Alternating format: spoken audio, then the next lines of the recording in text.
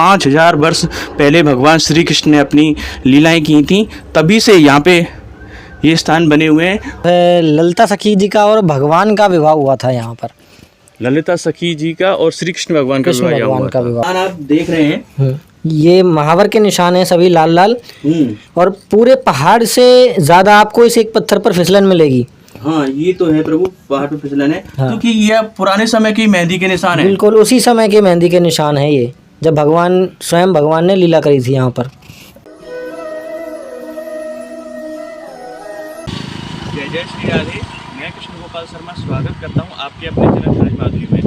भक्तों, आज हम आपको एक स्थान पे लेके चल रहे हैं जहाँ पे भगवान श्री कृष्ण और उनके ग्वालों से जुड़ी हुई एक कथा है। ये स्थान ऊंचा गांव में स्थित है, जो कि बरसाना से लगभग 2 किलोमीटर दूरी पे है। आज हम उस स्थान के दर्शन कराएंगे और उसके साथ साथ जो यहाँ की जो कथा है उसके भी दर्शन आपको करवाएंगे। तो आइए चलते हैं उस स्थान की तरफ और आपको दर्शन कराते हैं।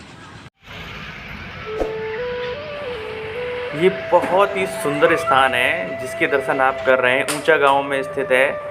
और आप देख रहे हैं किस तरह से हमारा ब्रज है, उसकी झलकी आप देखिए। बहुत ही सुंदर दृश्य इस स्थान के हैं।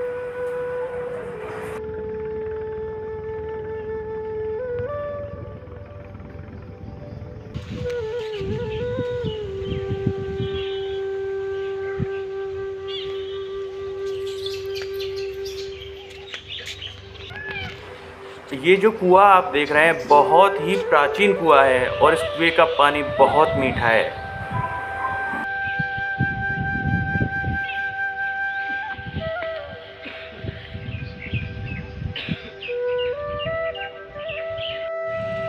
तो दोस्तों, हम उस स्थान पे पहुंच गए हैं जिसको सखीगिरी पर्वत के नाम से जानते हैं। और भगवान श्री कृष्ण और ग्वाल वाले यहाँ पे आते थे, और राधा रानी की 8 सखियाँ, जो 8 सखियाँ थी, वो भी यहाँ आती हैं। इसीलिए इस पर्वत का नाम सखीगिरी पर्वत है। आइए आपको लेके चलते हैं और उस स्थान के दर्शन कराएंगे।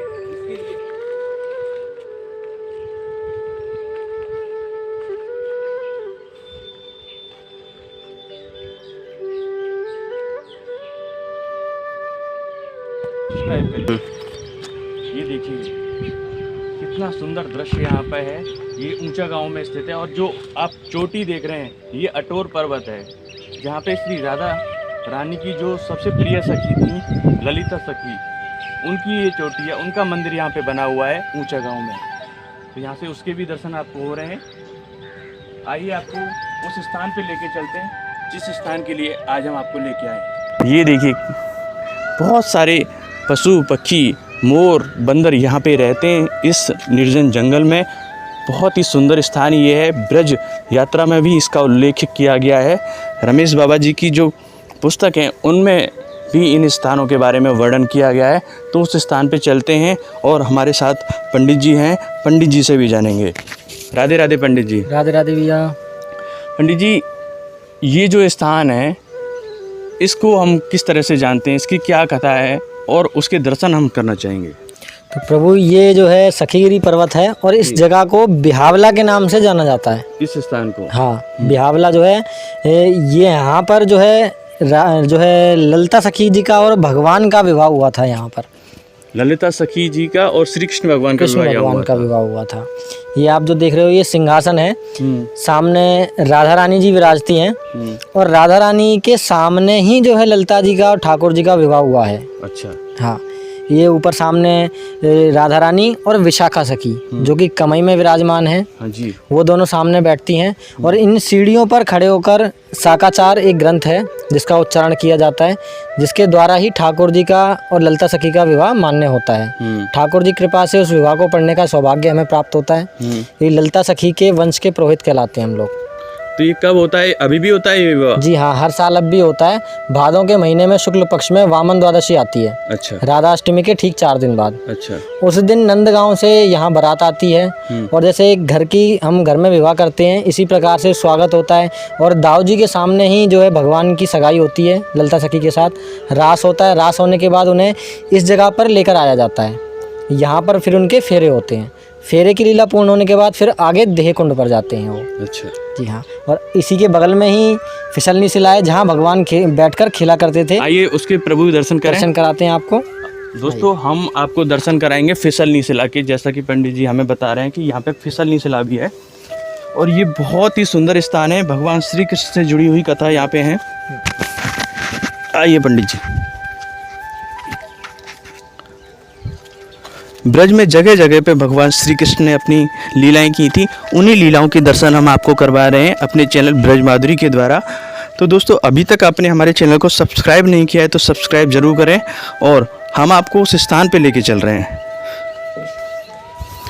ये देखिए, ये जो स्थान है इसको प्रभु जी किस नाम से जानते हैं? ये फिसलनी शिला, महावर शिला, आलता पहाड़ी, चित्र विचित्र शिला भी इसे कहा जाता है। अच्छा। हाँ, इसके अनेकों नाम हैं। सबसे पहले इसे कहा जाता है चित्र विचित्र शिला। अच्छा। वो इसे इसलिए कहा जाता है कि ठाकुर जी यहाँ बैठकर जो है मिट्टी के खिलौने बना रहे थे और इस स्थान पर यहाँ ऊपर अष्टसखियाँ बैठी हुई थी, वो पैरों में महावर लगा रही थी।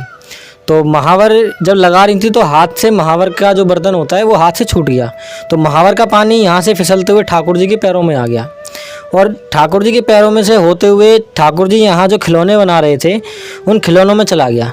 तो मिट्टी के खिलौने थे, मिट्टी के खिलौनों में अगर पानी जाएगा तो उनका आकार बिगड़ जाएगा, तो बिगड़ी हुई जिसका आकार बिगड़ जाता है उसको ब्रज भाषा में चित्र विचित्र कहा जाता है। तो जब उसका आकार बिगड़ गया खिलौनों का, तो जो ग्वाल बाल थे साथ में उन्होंने उस शिला का चित्र विचित्र नामकरण कर दिया है। अच्छा। दूसरा नामकरण है इसका फिसलनी शिला। तीसरा है महावर शिला। महावर शिला इसलिए है कि यहाँ पर महावर गिरी थी। अब फिसलनी शिला इसलिए है कि ठाकुर जी ने देखा कि अचानक पानी कहाँ से आ गया पैरों में, तो अचानक से खड़े हुए, बाल स्वरूप हैं, जैसे ही खड़े हुए तो वो फिसल गए। अब जैसे ही फिसले तो पीछे पीछे अष्टसखियाँ फिसलने लगी हैं, इसलिए इसे फिसलनी शिला भी कहा जाता है। अच्छा। तो ये जो स्थान है यहाँ पे आज भी कुछ निशान बने हुए हैं, ये किस चीज़ के? ये जो आप देख रहे हो ये लाल लाल निशान, ये जो निशान आप देख रहे हैं ये महावर के निशान हैं, सभी लाल लाल। और पूरे पहाड़ से ज़्यादा आपको इस एक पत्थर पर फिसलन मिलेगी। हाँ, ये तो है प्रभु, पहाड़ पे फिसलन है। हाँ। क्योंकि ये पुराने समय की मेहंदी के निशान है। बिल्कुल उसी समय के मेहंदी के निशान है ये, जब स्वयं भगवान ने लीला करी थी यहाँ पर। तो यहाँ पे ललिता सखी के साथ विवाह हुआ था। बिल्कुल विवाह हुआ है, आज भी होता है। हाँ, अब हर वर्ष होता है। तो दोस्तों आप ये दर्शन कर रहे हैं फिसलनी शिला के या मेहंदी शिला के। ये जो आप देख रहे हैं निशान, ये बहुत ही प्राचीन निशान है और कुछ लोगों ने इन पत्थरों को तोड़ के भी देखा तो यहाँ पे इसी तरह के निशान यहाँ पे अभी भी मिले। तो ये बहुत ही ज़्यादा फिसलनी शिला है। यहाँ पे मेहंदी के निशान ललिता सखी के हैं। जब उनका विवाह हुआ था तो भगवान श्री कृष्ण के साथ यहाँ पे गोपियाँ आती थीं, अष्टसखियाँ आती थीं राधा रानी के साथ।